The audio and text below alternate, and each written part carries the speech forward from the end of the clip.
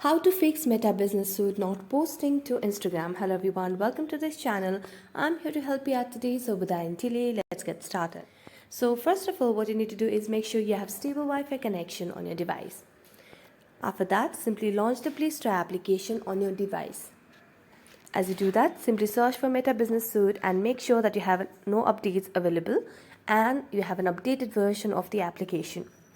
As you can see on the screen, there is no option of update, which means we have the latest version of Meta Business Suite. So we can go back and simply make a long press on the application.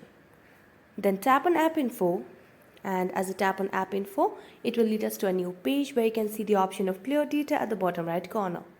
Select on that. Now clear the cache and tap on OK. As you do that, you can now relaunch the Meta Business Suite application, and this might help you fix the issue. So that's it. Thank you so much for watching this video. See you next time.